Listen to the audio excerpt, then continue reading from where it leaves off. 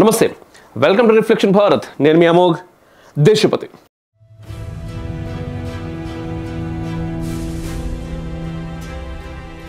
పదవులు, పార్టీల ఫిరాయింపులు ఇవే ప్రస్తుత తెలంగాణ రాజకీయం పరిస్థితి అని చూస్తే మనకు అర్థమవుతా ఉంటుంది. 50 సార్లు ముఖ్యమంత్రి ఢిల్లీ పోయిరని బీఆర్ఎస్ వర్కింగ్ ప్రెసిడెంట్ కేటీఆర్ ఆరోపిస్తా ఉన్నారు. బీజేపీ సంగతి సరే. దేశంలో ప్రత్యామ్నాయ రాజకీయ శక్తులని రాష్ట్రం ఏదైనా ఉన్నదా అంటే అది తెలంగాణ అని మాత్రమే చెప్పాలి.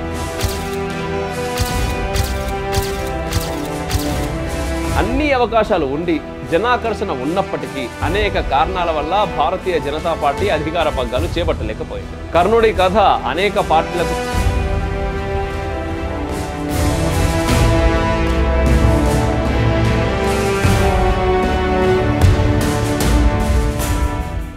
ఈ వీడియో మీకు నచ్చినట్టయితే లైక్ చేయండి, షేర్ చేయండి, కామెంట్ల రూపంలో మీ అభిప్రాయాలను తప్పకుండా తెలియజేయండి. అట్ సేమ్ టైం ఇంకా మన ఛానల్ను సబ్స్క్రైబ్ చేసుకోకపోతే వెంటనే సబ్స్క్రైబ్ చేసుకోరబ్బా. కొత్త ఛానల్ స్టార్ట్ చేసిన మళ్ళీ 4 లక్షల పైచీలకు సబ్స్క్రైబర్స్ ఉన్నటువంటి ఛానల్ పక్కన పెట్టి మీ సపోర్ట్ చాలా అవసరం. కాంగ్రెస్ విషయం అందరికీ తెలిసిందే, నేనేమి కొత్తగా చెప్పాల్సిన అవసరం కూడా లేదు. రాష్ట్రంలో కాంగ్రెస్ ప్రభుత్వం చపలజిత్తంతో ఉన్నది. పార్టీ ఫిరాయింపుల విషయంలో సుప్రీంకోర్టు 3 మాసాల సమయం ఇచ్చింది. స్పీకర్ విచక్షణను సర్వోన్నత న్యాయస్థానం అంగీకరించింది. 10 మంది శాసనసభ్యుల అనర్హత విషయంలో ఏ క్షణంలో ఏమైనా జరగవచ్చు. వారంతా ప్రస్తుత క్షణానికి ఏ పార్టీలో ఉన్నారో కూడా చెప్పుడు చాలా కష్టం. తెలంగాణ రాజకీయాల్లో చాలా స్తబ్దత నెలకొన్నది. తెలంగాణ రాజకీయ స్తబ్దతకు చాలా కారణాలు ఉన్నాయి. నాయకత్వాలేమి ఇందులో ప్రధాన కారణంగా చెప్పాలి. నిబద్ధత, నికార్సుతనం, ముందస్తు అంచనా లేని నేతల కారణంగా మాత్రమే తెలంగాణలో రాజకీయ సంక్షోభం నెలకొన్నది. 1972 తర్వాత తెలుగు సీమ రాజకీయాల్లో ఈ స్థాయి సంక్షోభం లేదని చెప్పొచ్చు. తెలంగాణ ఆంధ్ర ఉద్యమ ప్రభావ కాలంలో ప్రభుత్వాల మార్పు, ముఖ్యమంత్రుల స్థానచలనం జరిగింది. మళ్ళీ ఇప్పుడు ఆ దశ వచ్చిందేమో అనిపిస్తున్నది. దీర్ఘకాలిక దృష్టి, ప్రాంతంపై లోతైన అవగాహన లేని ప్రజాప్రతినిధి లేనంత కాలం ఇలాంటి సంకటాలు రావడం సహజం.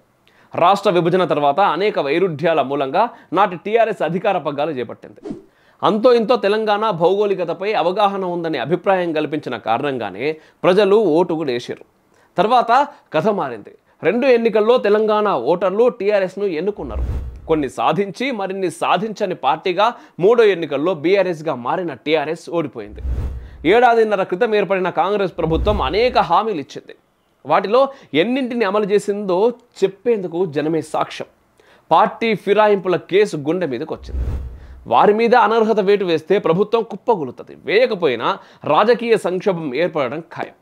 చాలా విచిత్రమైన విషయం ఏంటిదంటే అధికారంలో ఉన్న కాంగ్రెస్ పార్టీ, ప్రతిపక్షంలో కూర్చున్న బీఆర్ఎస్ సహా బీజేపీ సైతం అంతర్గత సంక్షోభాన్ని ఎదుర్కొంటున్నాయి. ఈ సంక్షోభానికి కారణం ఇతర పార్టీలు కాదు, వీటి స్వయం కృతాపరాధమే అని ఖరాఖండిగా చెప్పాలి కూడా. దేశంలో 2000 సంవత్సరం తర్వాత 5 రాష్ట్రాలు ఏర్పడినాయి. ఈ 5 రాష్ట్రాల్లో 3 బీజేపీ సొంతంగా అధికారంలో ఉన్నది. ఓ రాష్ట్రంలో కూటమి ప్రభుత్వం ఉన్నది. ఒక్కనొక్క రాష్ట్రం తెలంగాణలో 2 సార్లు తెలంగాణ సాధన ఉద్యమంలో ఉన్న టీఆర్ఎస్, ఆ తర్వాత కాంగ్రెస్ అధికారంలోకి వచ్చినాయి.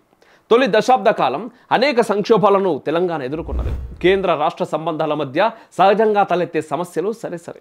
వీటికి అదనంగా సఖ్యత కొరవడటం కూడా అదనపు సమస్యగా పరిణమించింది. 1.5 ఏళ్ల క్రితం ఏర్పడిన కాంగ్రెస్ ప్రభుత్వం మీద ప్రజలకు నిజంగానే కొన్ని ఆశలుండేవి. కానీ వనరుల లేమి, అతి అంచనాల మూలంగా అవేవీ నెరవేరలేదు. దీనికి తోడు కాంగ్రెస్ పార్టీలో అంతర్గత కలహాలు, సమర్థత తాలూకు సమస్యల మూలంగా మరిన్ని సమస్యలు తోడైనాయి. గత ప్రభుత్వం చేపట్టిన అనేక ప్రాజెక్టులను, పనులను పునఃసమీక్షించే పనికి ప్రస్తుత ప్రభుత్వం పూనుకున్నది. అందులో ప్రధానమైంది కాళేశ్వరం ప్రాజెక్టుకు సంబంధించిన వ్యవహారం. ఇందులో అవినీతి జరిగిందని కాంగ్రెస్ ప్రభుత్వం అంటున్నది. కొన్ని ఆధారాలను సైతం చూపిస్తూ ఉన్నది. కుంగిన పిల్లర్ల గురించి మాట్లాడుతూ ఉంటుంది. గతంలో అధికారంలో ఉన్న ప్రభుత్వ పెద్దలు సహా ఇరిగేషన్ శాఖలో పనిచేసిన సీనియర్ ఇంజనీర్లు కాళేశ్వరం ప్రాజెక్టుల విషయంలో అనేక వివరణలు ఇస్తున్నారు. అంతేకాదు ప్రాజెక్టు రూపకల్పనలో భాగమైన నిపుణులు శ్రీధర్రావు దేశపాండే లాంటి వాళ్ళు తెలుగుతో పాటు ఇంగ్లీషు భాషలో సైతం పుస్తకాలు రాశారు. సాగునీటి రంగంలో నిపుణత, అనుభవం ఉన్న మాజీ మంత్రి, ప్రస్తుత సిద్దిపేట శాసనసభ్యులు హరీష్ రావు వంటి వారు ఇదే విషయంలో వివరణ కూడా ఇస్తూ ఉన్నారు. కేంద్రంలో అధికారంలో ఉన్న ఎన్డీఏ ప్రభుత్వానికి గతంలో సాగునీటి సలహాదారుగా ఉన్న తెలంగాణకు చెందిన వెదిర శ్రీరామ్ లాంటి వాళ్ళు కూడా తెలంగాణ ప్రాజెక్టుల విషయంలో అనేక అభ్యంతరాలను వెలిపుచ్చుతున్నారు. ఇందులో 2 ఇబ్బందులు ఉన్నాయని ఎవరు ఇంగితంతో ఆలోచించినా తెలుస్తుంది. తెలంగాణ ఆవిర్భావానికి పూర్వం నిర్దిష్టమైన ప్రణాళికలు ఏ రాజకీయ పార్టీకి కూడా లేవు. ఏమైనా అరకొర ఉన్నదంటే అది తెలంగాణ రాష్ట్ర సమితి వద్ద మాత్రమే అని ఖచ్చితంగా చెప్పొచ్చు. అయితే రాష్ట్ర ఆవిర్భావం తర్వాత వాటి అమలు విషయంలో అభిప్రాయ సేకరణ, సలహాలు, సూచనల స్వీకరణపై మాత్రం గత ప్రభుత్వం దృష్టి పెట్టలే. అంతేకాదు ఎవరినీ ఖాతరు చేయలేదు. దేశంలో ఏ రాష్ట్రం కొత్తగా ఏర్పడినా ఆయా రాష్ట్రాల పునర్నిర్మాణంలో అనేక సమస్యలు ఉంటాయి. అందులో అనేక మందిని, నిపుణులను భాగస్వామ్యం చేసుకోవడం అవసరం. అది గత ప్రభుత్వం చేయడంలో విఫలమైంది, అందులో సందేహం లేదు. కొత్తగా ఏర్పడిన కాంగ్రెస్ ప్రభుత్వం కాళేశ్వరం ప్రాజెక్టు నిర్మాణంలో జరిగిన వైఫల్యాలను సరిదిద్దేందుకు ప్రయత్నిస్తోందా, లేదా ఆరోపణల చిట్టాతో బురద జల్లేందుకు యత్నిస్తున్నదా అనే సందేహం ఎవరికన్నా వస్తుంది చూస్తూ ఉంటే. ప్రస్తుత పరిస్థితులు అట్లా రావడం కూడా సహజం. సరిగ్గా ఇటువంటి సంధి దశలోనే ఫిరాయింపుల కేసు విచారణకు వచ్చింది. 3 నెలల్లోపు స్పీకర్ ఏదో ఒక నిర్ణయం తీసుకోవాలని గడువు విధించింది. తీసుకుంటే ప్రభుత్వ మనుగడ ప్రశ్నార్థకంగా మారుతుంది. కాబట్టి స్పీకర్ ఖరాఖండిగా ఓ నిర్ణయం తీసుకోవడం సాధ్యం కాకపోవచ్చు. బోటాబోటీ మెజార్టీతో ఉన్న ప్రభుత్వం కఠిన నిర్ణయాలు తీసుకోవడంలో కొన్ని ఇబ్బందులు ఉంటాయి. 4-5 అటు ఇటైనా పరిస్థితి హద్దు మీరుతుంది. తెలంగాణ ఆవిర్భావం తర్వాత ఒక దురదృష్టి గల ద్రష్ట, ఒక నేతగా ప్రజాధనంపై, కోశాగారంపై బాధ్యత గలవారు అధికార బాధ్యతలు చేపట్టాలి. కానీ అది జరగలేదు. తదుపరి జరిగిన 3 ఎన్నికల్లో అధికార కాంక్షతో కాంగ్రెస్ పగ్గాలు చేపట్టింది. నిజానికి 10 ఏళ్ల టీఆర్ఎస్ పాలన తర్వాత తెలంగాణ రాష్ట్ర పునర్నిర్మాణం మీద కాంగ్రెస్ పూర్తి అధ్యయనం, ఆచరణాత్మక దృష్టితో పగ్గాలు చేపట్టిందా?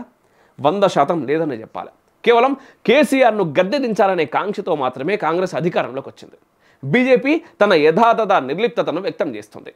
సర్వోన్నత న్యాయస్థానం ఆదేశించినట్టు నిజంగానే తెలంగాణలో ఫిరాయింపు శాసనసభ స్థానాల్లో ఎన్నికలు వస్తే ఏమవుతుంది అనే ఆసక్తి అంతటా నెలకొన్నది.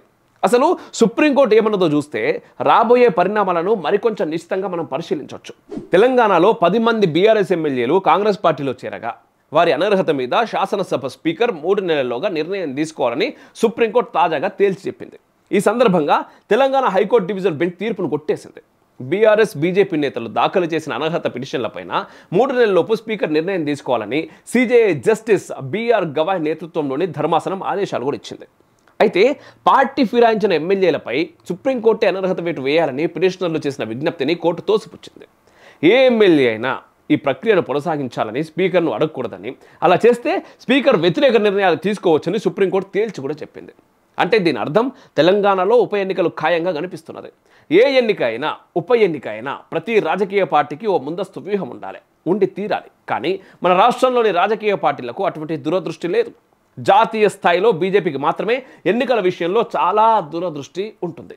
దాన్ని మనం గమనిస్తున్నాం కూడా. తెలంగాణలో వచ్చే ఉప ఎన్నికల్లో బీజేపీకి పెద్దగా వచ్చే ప్రయోజనం లేదు. ఆ స్థానాల్లో కమలం పార్టీకి గతంలో చేకూరిన విజయాలు కూడా లేవు. కాంగ్రెస్ గెలుస్తుందో లేదో తెలియదు.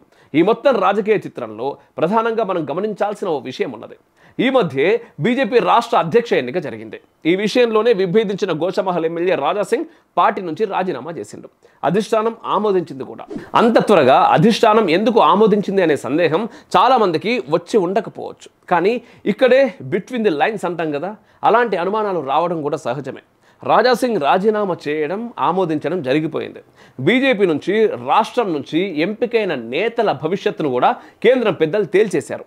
ఈటలకు అధ్యక్ష బాధ్యతలు ఇవ్వకుండా విషయం చెప్పేశారు. అంటే దీని అర్థం రాబోయే రోజుల్లో జరిగే ఎన్నికల నాటికి బీజేపీ వద్ద చాలా పెద్ద స్కెచ్ ఉందని అర్థమవుతున్నది. అమిత్ షా లెక్క వేరే ఉందని తేలుతున్నది. దీన్ని బట్టి చూస్తే సమర్థత, సమదృష్టి, దీర్ఘకాలిక వ్యూహం, పాలనా అనుభవం, ప్రజామోదం గల నేత కోసం ఎదురు చూస్తున్నది. అలాంటి వారు ఎవరు పగ్గాలు చేపట్టినా తెలంగాణ జనం ఆమోదిస్తారు. నిజంగానే అలాంటి సమయం వస్తే మనం ఏం చేయాలనేది మీరు కూడా ఆలోచించరు. మన రాష్ట్రంలో అలాంటి నేత ఎవరో మీరే ఎంపిక చేసుకోర్రి. ప్రజానుభవం చాలా గొప్పది, ఉన్నతమైంది కూడా. గెస్ చేయర్రి, చేసి కామెంట్ల రూపంలో కూడా మీరు తెలియజేయర్రి. ఏం జరుగుతుందో, ఎటు పోతుందో, తెలంగాణ ఎందుకు వచ్చింది, దాని ప్రయోజనం ఏంటి? అటువైపే కదా అడుగులు వేయాల్సిందే. మరి ఎట్లా, ఏం చేద్దామంటారు, ఏం చేయబోతున్నారు? జై హింద్, మేరా భారత్ మహాన్.